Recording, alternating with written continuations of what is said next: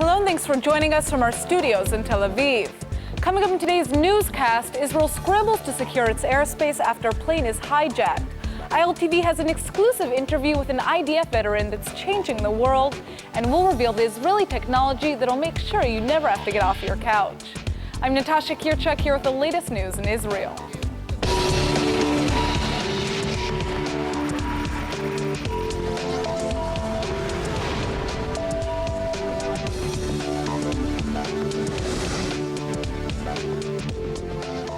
One man's undying love for his estranged wife led to a major terror scare today. An Egyptian plane heading from Alexandria to Cairo was hijacked and taken to Cyprus, leading Israel to scramble to secure its own airspace as quickly as possible. Reports are now saying that a passenger hijacked the EgyptAir flight and threatened to blow himself up before forcing the plane to fly out of Egypt and land in Cyprus's Larnaca airport. The hijacker has now been identified as 27-year-old Egyptian Ibrahim Samaha. While his motives for hijacking the plane were not immediately made clear, security officials have ruled that the case is not terror, and reports claim that Samaha may be seeking a reunion with his estranged wife who lives in Cyprus. He's also reportedly seeking political asylum. The hijacking has sent Israel into a panic, and the IDF has scrambled to secure the country's airspace in the aftermath of the incident. IDF planes have been called up to ensure that Israeli airspace is not breached, but now that the plane has landed in Cyprus, they've returned to their bases. There were 81 people on board the plane, and EgyptAir says a hijacker initially allowed all but 4 passengers and the crew to disembark. Now, the Cyprus Foreign Ministry claims Samaha has been arrested, and all of the passengers have been released. Last night, Israel officially issued a travel warning urging all Israelis to stay out of Turkey. Now, it looks like the Turkish officials are saying there could be an imminent attack against a Jewish school in Istanbul. The officials say the Islamic State is actively plotting to attack Jewish kindergartens, schools, and youth centers in Istanbul. In recent days, Turkey and Israel have both warned of increased danger for Jews and Israelis, but now it's become a concrete threat. Ben şunun altını burada çizmek isterim. Terör elbette küresel bir sorun. Nerede, ne zaman saldıracağı önceden kestirilemeyen bir bela. Ki bunun dediğim gibi işte Lahor'dan Brüksel'e kadar dünyanın her yerinde örneklerini görebiliyoruz. Burada teröristleri sevindirecek tarzda hayatı adeta askıya alan, kilitleyen tavırlardan tabii ki kaçınmak gerekir. Bu bütün ülkeler için geçerli.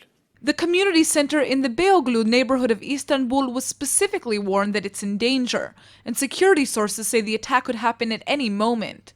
Yet the Turkish government says it's doing everything it can to prevent any more terrorism. Elbette teröre karşı her tür tedbir en ince ayrıntısına kadar alınmakta ki bildiğiniz gibi bizim de ülkemizde işte bu terör tehdidiyle biz mücadele ediyoruz. Geçtiğimiz haftalar içerisinde Milli İstihbarat Teşkilatımız ve İçişleri Bakanlığımızın yürüttüğü mücadele neticesinde bildiğiniz gibi birçok terör eylemcisi hazırlık halindeyken de yakalandı. İntihar saldırıcıları yakalandı, bomba düzenekli araçlar yakalandı. Yani bu konuda kapsamlı güvenlik tedbirleri de zaten devam ediyor. As we reported last night, Israel has officially published a travel warning urging all Israelis to avoid traveling to Turkey, and is saying all Israelis currently in Turkey should come home as soon as possible. The Israeli government claims there's a level 2 terror threat for Israelis in Turkey, meaning there's a high concrete threat. The warning comes just 9 days after 3 Israelis were killed in a bombing in Istanbul. Several Jews were injured in last week's tragic terror attacks in Belgium, and now one of them says he's ready to make his new home in the Holy Land. A Belgian Jew whose leg was blown off in last week's attack at the Brussels airport says he's moving to Israel. Walter Benjamin was a victim in the attacks that killed 35 and injured hundreds. He was actually on his way to Israel at the time of the attack, and he says he was planning to spend Purim with his daughter. Well, it looks like that trip is turning into a move, and Benjamin says he's planning on making Aliyah as soon as he recovers from his injury. He says he wants to look for a small apartment in Israel so he can be near to his daughter before she enlists in the IDF. Benjamin was walking through the Brussels airport to check in for his flight when 2 explosions blew off part of his leg. He says a Belgian soldier helped stop the bleeding and evacuate him to the hospital, but that at the time he thought he was going to die. In fact, Benjamin says he saw a dead person lying next to him, but that his large suitcase helped shield him from some of the shrapnel. Now that he's on his way to recovery, it looks like Benjamin will soon be on his way to the Holy Land. After 2 or 3 years in the army, it's not surprising that most young Israelis want to get out of Israel and travel the world. Every year, around 400,000 Israelis travel to developing countries as part of their post-army trip. And typically, they're just trying to have some fun before they have to go back to real life in Israel.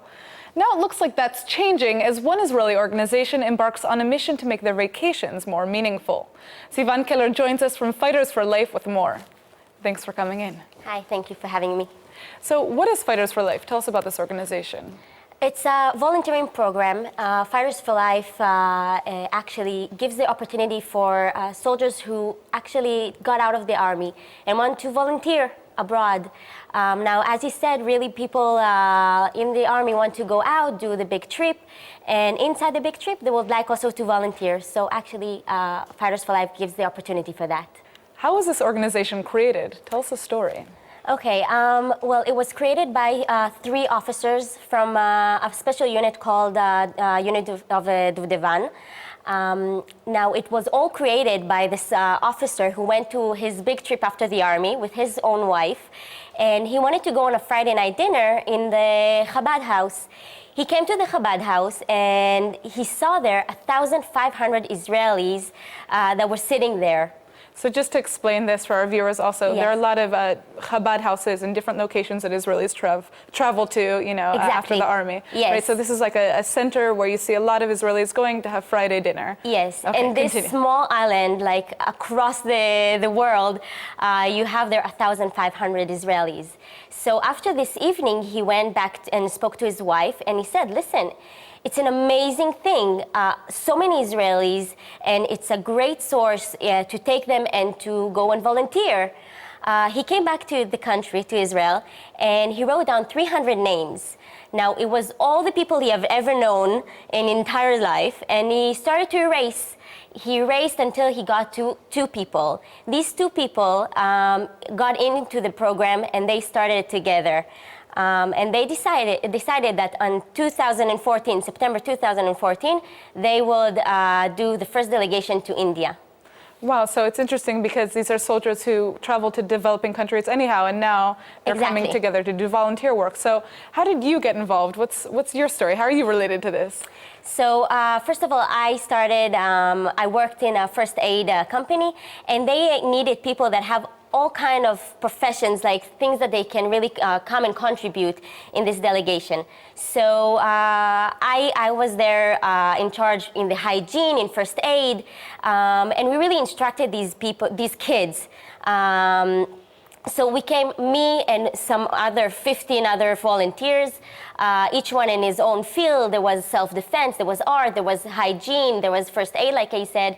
And we came, and we also renewed the building, the entire building. So that was amazing. And afterwards, I just continued being in touch with this same organization. It's amazing. What kind of volunteer work does the organization do? Is there anything specific? Or I understand that you built a house here, right? Or No, we went there and we actually renewed the building. Okay, so reconstructed. Yeah, reconstructed the building, and we instructed the children there. It was amazing. I know it was only 2 weeks, but the influence that you had on these children was just enormous, really. what countries are you doing this work in? So in 2 weeks, there is another delegation to Ethiopia. So that will be very, very nice. The main purpose is to go each year to the same place. I would like to say that this year we're doing another delegation to India. It will be the 3rd time we're going to go and be in the same place with the same children. So it's some kind of a process that we're trying to do with the same children. Interesting. So you're trying to maintain these relationships. Yes. What are the plans for the future? Where is the organization headed? How are you hoping to expand? So we're hoping to expand to more continents. We are already in 3 different continents. We're in the countries of India, South America, Ethiopia, and we're really thinking of also going to Mexico in the future. And we really want to expand. We would like people to come inside our website. It's ffl.org.il to come and contribute or donate to this amazing organization. Great. Well, thank you so much for coming in, and it sounds amazing the work that you guys are doing. So congratulations. Thank you so much. If you want to give to charity, but you just can't seem to find a cause you're passionate about, an Israeli startup may have a solution for you. The app Pocket Cause not only helps you keep up with the causes you care about, it also is completely reshaping the charity biz. We live in a digital era, and businesses have been forced to adjust accordingly. While most companies have figured out they have to invest in the online world to get their brand out there, it looks like nonprofit businesses haven't gotten the memo. American nonprofits have lost out on over $6.5 billion in donations from potential givers because they weren't making a proper digital connection. Luckily, the Israeli startup Pocket Cause is here to the rescue. Pocket Cause lets its users select all of the nonprofits they care most about and then provides a daily feed of updates from all of their favorite social causes. Organizations can request donations through the app, but most of the time they don't even have to, because users are incentivized to donate on their own by games and rewards on the mobile platform. All they have to do is add their payment information into the app, and each donation can be made with a tap of a finger. Many small nonprofits can't afford to process either checks or credit card payments because of the big fees, but Pocket Cause charges much less. So far, around 200 Israeli nonprofits have signed up for the app's beta test, and now Pocket Cause has just introduced itself to the United States. Have you ever watched a fast food commercial and wished you could just order a meal right off your screen without having to get off of your couch? Well, that might become a literal option as two Israeli companies combine technology to let users order Coca-Cola straight off the TV.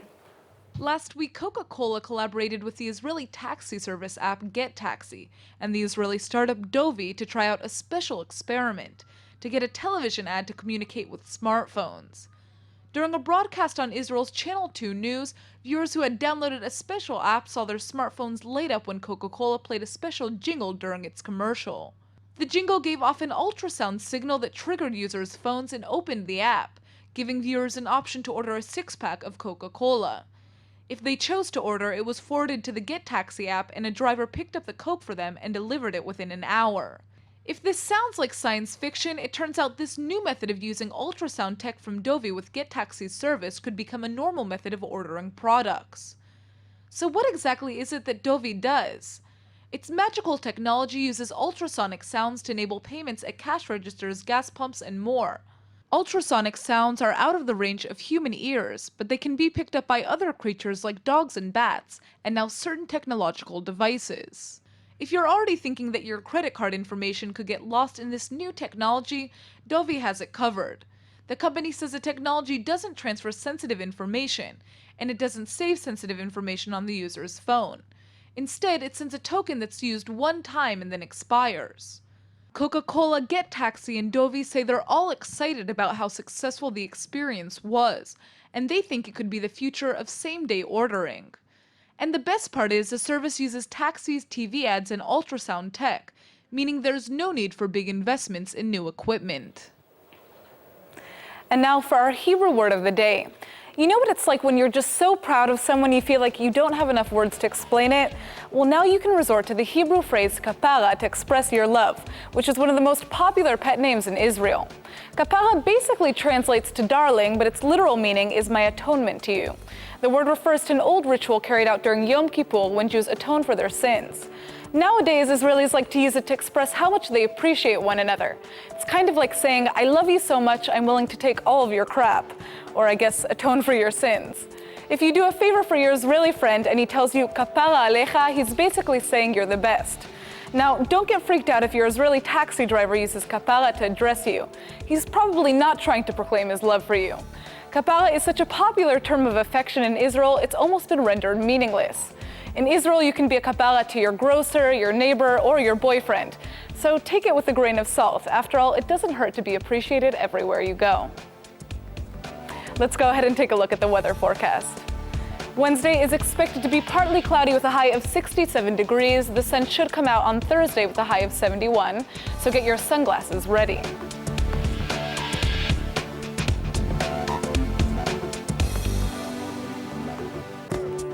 All right, everybody, that's it for today's news. Today's exchange rate is 3.82 shekels to the American dollar. Remember to sign up for our daily newsletter at ILTV.tv, and don't forget to check out our evening update every night at 8 p.m. Eastern Time. Thanks for watching, and we'll see you tonight.